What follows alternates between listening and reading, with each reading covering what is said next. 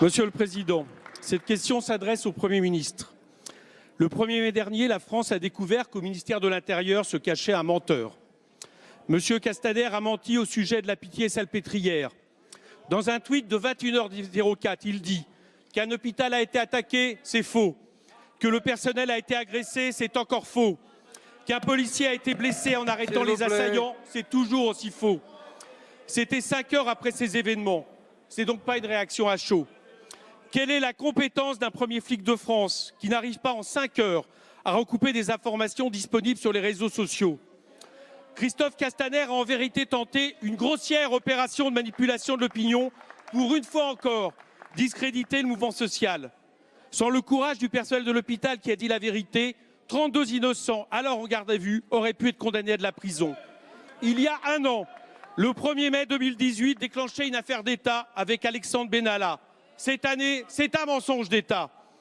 Mentir n'est pas une anecdote au ministère de l'Intérieur. C'est une habitude. On disait ainsi de Geneviève Leguet qu'elle était tombée toute seule. Il y a les paroles du ministre proche de la guerre civile, mais il y a aussi les ordres. Car les responsables sont d'abord les politiques qui donnent des ordres.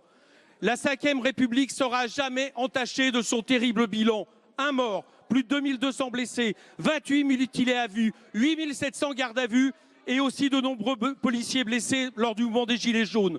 Ce bilan, chers collègues, n'est pas celui d'une démocratie, c'est celui d'un régime autoritaire qui, le 1er mai, charge, nasse et noie sous les gaz des cortèges syndicaux et pacifiques. Vous récidivez en parlant d'intrusion violente pour des manifestants pacifiques. Savez-vous ce qu'est la peur d'être poursuivi par des policiers jusqu'au sein d'un hôpital où ils cherchaient refuge? Pour Christophe Castaner, tout est permis pour maintenir l'ordre social. Tout est permis comme lancer un pavé sur les manifestants, les gifler ou frapper un étudiant de la résidence universitaire de l'hôpital. Monsieur Castaner est devenu un obstacle à la paix publique. Monsieur le Premier ministre, je vous le demande solennellement, mettez fin aux fonctions de l'Intérieur.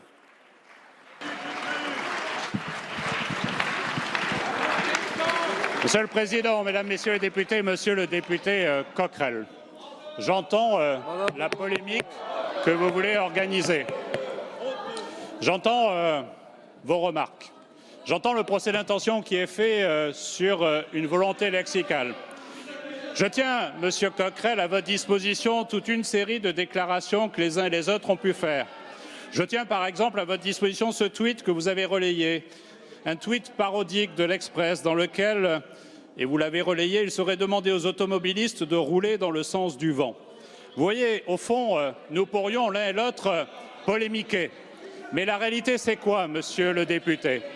La réalité, je m'en suis expliqué et je me suis exprimé. J'ai d'ailleurs exprimé mes regrets d'un mot mal choisi, puisque vous avez la volonté de faire oublier des comportements inexplicables. C'est bien la preuve que ce mot, Monsieur le député, était mal choisi, puisqu'il vous a laissé l'opportunité de lancer une vile polémique. Mais la réalité, c'est quoi?